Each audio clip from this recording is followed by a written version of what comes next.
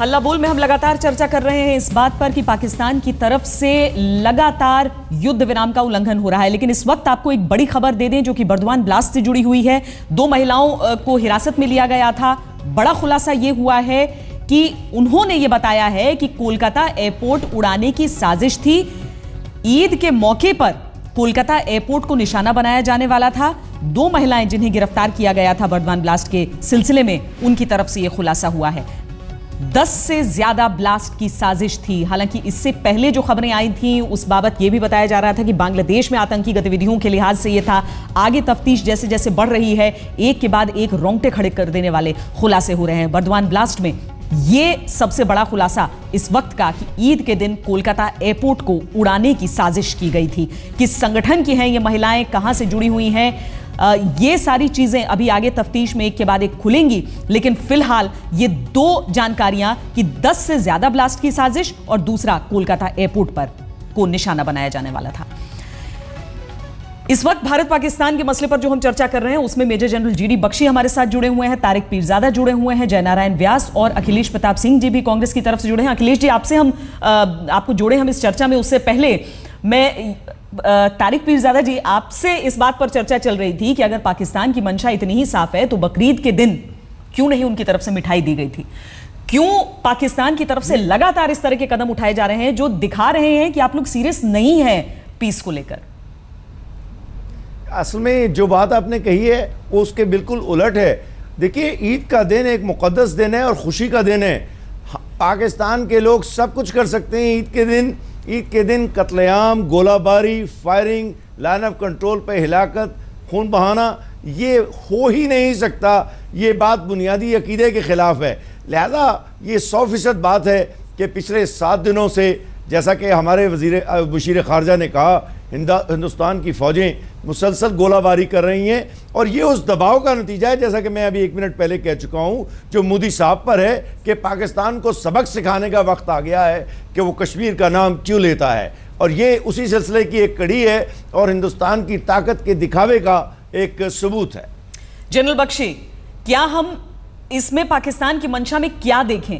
सिर्फ ये कि बार बार इस इशू को उठाकर आप इंटरनेशनलाइज करना चाहते हैं, आप अंतर्राष्ट्रीय स्तर पर उठाना चाहते हैं, जो हिंदुस्तान नहीं चाहता। भारत के प्रधानमंत्री ने एक बार फिर यह कह दिया था कि यह 2 देशों की बात है, इसमें किसी तीसरे के हस्तक्षेप की जरूरत नहीं है। लेकिन पाकिस्तान के हक में यह बात नहीं रहेगी अगर इंटरनेशनलाइज नहीं होता है तो। सबसे पहले तो मैं पीरजादा साहब को बोलना चाहता हूं कि वो काइंडली जो इमेजेस इस टीवी स्क्रीन पे दिखाई जा रही हैं, बमबारी की, गोलाबारी की, मोटर फायरिंग की, सिविलियंस के ऊपर मोटर फायरिंग की, काइंडली आप उसको देखिए और फिर ये कहिए दिल पे हाथ रख के कि आपने ईद के दिन फायर नहीं किया। माफ कीजिए, आप फौज में नहीं है तो आपको फौज आपकी क्या कर रही है उसकी कोई जानकारी नहीं है। आप कहते कुछ है, करते बिल्कुल, दुनिया देख रही है सामने, आपके सामने स्क्रीन पे। अगर आप स्क्रीन ये देख सकते हैं तो दुनिया आपका जो आप कह रहे हैं और जो स्क्रीन में दिखाया जा रहा है उसके बीच में जो भारी फर्क है वो दुनिया को कथनी और करनी का दिखाई दे रहा है। नंबर जिसमें तारिक पीरजादा जी, पाकिस्तान आर्मी के मार्क साफ नजर आते हैं उन शेल्स पर जो गिरे हैं उन गांवों में आकर, विलेजेस में। पाकिस्तान आर्मी के ऑर्डिनेंस फैक्ट्री के जब आप फौजी मामलात का तजिया किया कीजिए तो ऐसे गैर एलानिया जंगों के दौरान, जो कि लाइन ऑफ कंट्रोल पे इस सूरत हाल है, कभी ऐसा नहीं होगा कि उस पर पाकिस्तान ऑर्डिनेंस फैक्ट्री की मोहरें लगाकर हम आपकी तरफ फेंकेंगे। हमें अगर कार्रवाई करनी होगी तो वो फिर इस तरह करनी होगी जिसमें हमारी बचाव भी होगा सियासी। ये जो बख्शी जी कह रहे हैं कि ये तस्वीरें देखिए तस्वीरें वो देखिए, हमारे 5 शहरी शहीद हो चुके हैं। हमने ऑब्जर्वर ग्रुप को बुलाया है यूएन के, वो आकर जगह को देखेगा। हम लेके जा रहे हैं, ट्रांसपेरेंसी हमारे पास है। आप तो यूएन ऑब्जर्वर ग्रुप को मानते भी नहीं है, आप उसको निकालने की बात कर रहे हैं। इसको तो मैं कहना ही चाहता हूं कि नीयत तो वाकयात से जाहिर है। और जबकि 21 लोग जो है ना पाकिस्तानी इस वक्त जख्मी हैं और 5 लोग शहीद हो चुके हैं। अच्छा, अगर पाकिस्तानी आर्मी उस पर छाप लगाकर नहीं हमला करेगी तो पाकिस्तान के जो हथियार हैं वो कैसे हिंदुस्तान के पास आ जाएंगे, कैसे उन गांवों पर गिरे रहेंगे? देखिए, ये तो बहुत पुरानी तारीख है पाकिस्तान और हिंदुस्तान की कि वो ऐसा करते हैं हिंदुस्तान की तरफ से कि जो ही कोई वाकया हुआ कहीं से भी असलहा निकाल कर उसको दिखा दिया जाता है। इसराइली यही हरकत करते हैं कि फ़लस्तीनियों की तरफ से उन पर उनके खिलाफ ये हो रहा है, तो ये कोई नई बात नहीं है। मुखालिफ मुल्क अक्सर यही किया करते हैं और मैं हिंदुस्तान से इससे ज़्यादा की तवक्को करता भी नहीं हूँ।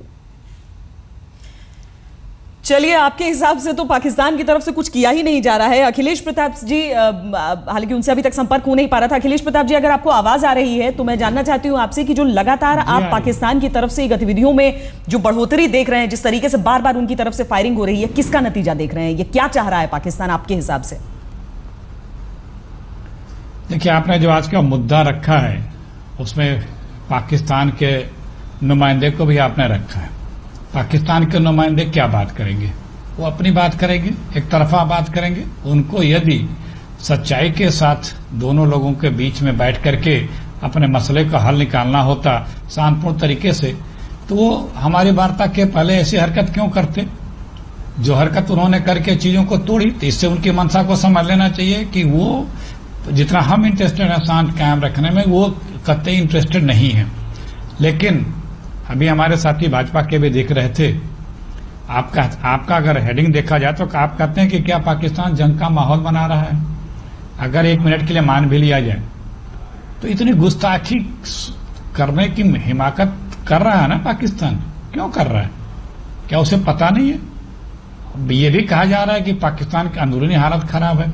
ये भी कहा जा रहा है कि मोदी जी अमेरिका गए, उसके बाद बड़ी अच्छी छाप हो गई और दुनिया से वो आइसोलेट हो गया। तो इन सारी चीजों के बावजूद वो हम पे हमले बढ़ाता जा रहा है।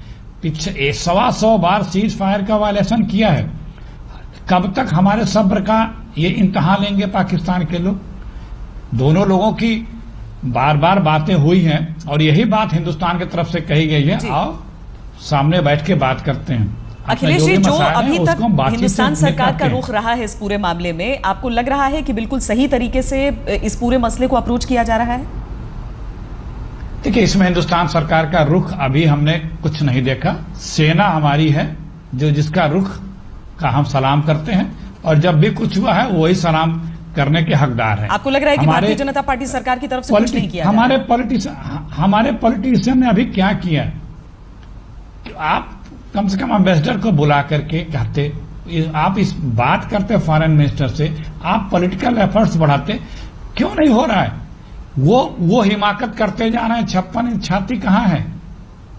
हिंदुस्तान के किसी भी आदमी से पूछिए कि वो क्या उम्मीद करता है। ये गोली चलाते जा रहे हैं और बता रहे हैं कि हमारे गोले बारूद नहीं है, अफगानिस्तान से उड़ के आ रहे हैं। इतनी हिमाकत होती जा रही है। जनरल बख्शी, अगर पाकिस्तान की तरफ से लगातार हमले हो रहे हैं और बढ़ रहे हैं, वो तो फौज को सलाम करना चाहिए, हमारी हुकूमत को भी स्टेप बढ़ाना चाहिए। जी, हम फौज की तरफ से ही पूछ लेते हैं। जनरल बख्शी, ऐसे में क्या उम्मीद आप लोग कर रहे हो? क्या सेना को क्या उम्मीद होगी सरकार से? किस तरह से इस पूरे मामले को सुलझाया जा सकता है? क्योंकि अगर हम आने वाले दिनों में जम्मू कश्मीर में चुनाव की बात भी देखते हैं, या फिर हम कहते हैं कि भाई इस फायरिंग की आड़ में घुसपैठ की कोशिश कराई जाती है, यानी कि कोई हम रियायत देख नहीं रहे हैं आने वाले दिनों में, तो लोगों को, सेना को क्या उम्मीद, क्या सरकार को करना क्या चाहिए? क्या हो कि पाकिस्तान अपने क्षेत्र में रहे, उससे आगे बढ़ने की गुस्ताखी न करे? देखिए, पाकिस्तान को आपको एक क्लियर मैसेज देना चाहिए कि this cannot go on, this cannot go on as business as usual. कि जब आपकी फौज का मन करे, आपकी किसी पलटन के बटालियन कमांडर को खुजली हो इस इलाके में, तो वो हमारी तरफ, हमारे रिहायशी इलाकों की तरफ मोटर दागने शुरू कर दे, फायर खोलना शुरू कर दे, सिविलियंस को कैजुअल्टी करे। इसका तरीका है कि आप एक पाकिस्तान की फौज जो है वो स्पॉइल स्पोर्ट का काम कर रही है। अगर पाकिस्तान की सिविलियन सरकार हमारी सरकार से बातचीत में इन्वॉल्व होती है तो वो धनाधन फायर शुरू कर देते हैं लाइन ऑफ कंट्रोल पे, ताकि बेमायने हो जाए ये पीस इनिशिएटिव। तो अब हमको पाकिस्तान की फौज से फौजी भाषा में बात करनी चाहिए। इसका सीधा दो टूक मतलब ये है कि गोली का जवाब गोली से देने का टाइम जा चुका है। अब आपको गोली का जवाब गोले से देना पड़ेगा। आपको इतना वहां पे एस्केलेशन करना पड़ेगा कि पाकिस्तान को क्लियर मैसेज जाए कि ये इस तरह की चीज टॉलरेट नहीं होगी। It cannot be business as usual कि आप महीने महीने फायर करते रहे, जब आपका मन आए आप हमारे रियासी इलाकों खबर आ रही है हमारे सामने कि खोल हिंदुस्तान ने फ्लैग मीटिंग से इनकार कर दिया है। जो डीजीएमओ स्तर की बातचीत का जिक्र हम कर रहे थे, हिंदुस्तान ने इनकार कर दिया कि हम नहीं करेंगे बातचीत, इस तरह की चीजें होती रहेंगी। तो आपके हिसाब से ये कड़ा, क्योंकि फ्लैग मीटिंग का आप बताइए फायदा क्या हुआ है? हाँ, पिछली बार तो फ्लैग मीटिंग का फायदा क्या हुआ है? फ्लैग मीटिंग होती है, फायरिंग होती रहती है, फ्लैग मीटिंग होती है, फायरिंग होती रहती है। और पिछली बार तो इन्होंने मना कर दिया कि ये जो हमारी ईद की स्वीट्स हैं वो भी नहीं लेंगे, जो एक बड़ी प्रथा चली आ रही है साल ब साल। हर साल कम से कम जो ऐसे मौके हैं जैसे कि ईद है, दिवाली है, अपना इंडिपेंडेंस डे है, उस पे तो फौजें कम से कम कुछ तमीज एक दूसरे के साथ रखती हैं। अब ये उस पे भी बदतमीजी के ऊपर आ गए हैं, उसको भी लेना मना कर दिया, ईद के दिन फायर किया। यहां पे पीरजादा साहब बैठ के साफ साफ उससे मुकर रहे हैं, जो कि as crystal clear as daylight है, जो कि आप और मैं स्क्रीन पे देख रहे हैं। वो मुकर रहे हैं कि हमने फायर ही नहीं किया। अब इनसे क्या बात करेंगे साहब आप? जो लोग ऐसा झूठ बोलेंगे, they will speak through their teeth. Osama bin Laden को इन्होंने 6 साल पाला और अमेरिका से $20 अरब खाए और बोला साहब हमने तो रखा ही नहीं। तो आप इनसे क्या बात करेंगे? मैडम, इनसे बात वो करनी पड़ेगी जो भाषा इन्हें समझ आए।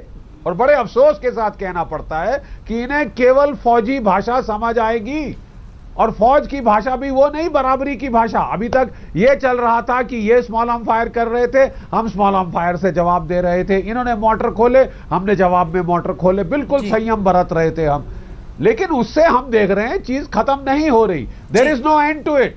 हमने हल्ला बोल में आपसे एक सवाल भी पूछा था जिसका लगातार हमें कई जवाब मिल रहा है, और पूरी तरीके से हम कह दें आपको कि एक तरफ को ही सारे जवाब मिले हैं। क्या पाकिस्तान जंग का माहौल बना रहा है? 98% लोग ऐसा सोचते हैं। हाँ, 2% बस हैं ऐसा जो सोचते हैं कि नहीं, ऐसा नहीं हो रहा है। जनरल बख्शी, बहुत संक्षेप में आपसे जानना चाहूंगी कि आपकी राय क्या है इस सवाल पर? क्या वाकई पाकिस्तान चाहता है कि जंग हो? देखिए, पाकिस्तान चाहता है कि इतना वहां पे वो कश्मीर का मुद्दा किसी भी तरह से इंटरनेशनलाइज करे। जंग करने की हालत में पाकिस्तान है नहीं, वो हमें केवल उकसा रहा है क्योंकि हम कोई जवाब नहीं दे रहे करारा। तो ये लग रहा है दुनिया को। देखिए, हमारे देश में पिछले 10 सालों से एक धारणा थी कि सिवाय बातचीत के हमारे पास दूसरा विकल्प नहीं है। अगर आप एक भी आदमी पार करेगा आपकी नियंत्रण रेखा, या हम कोई बड़ा जवाबी कार्रवाई करेंगे तो सीधा एटमी युद्ध शुरू हो जाएगा। ये बकवास, 2 परमाणु ताकतें हैं और यहाँ पर बहुत जिम्मेदारी से आगे बढ़ने की जरूरत है। का युद्ध 3 महीने चला। जी, वाकई जनरल बख्शी, बहुत शुक्रिया इस पूरी बातचीत के लिए। जाहिर है जहां तक जंग का माहौल है, पाकिस्तान की अपनी अंदरूनी हालात ऐसे नहीं हैं कि वो किसी भी तरह से एक जंग में कूद पाए। पाकिस्तान की रणनीति हमेशा से रही है छद्म युद्ध। वो छुप कर युद्ध करता है, चाहे वो आतंक की शक्ल में हो या घुसपैठ की शक्ल में। यहां पर पाकिस्तान का ऐसा ही एक चेहरा देखने को मिल रहा है। हल्ला बोल में इतना ही। देश और दुनिया की बाकी खबरों के लिए आप देखते रहिए आज तक।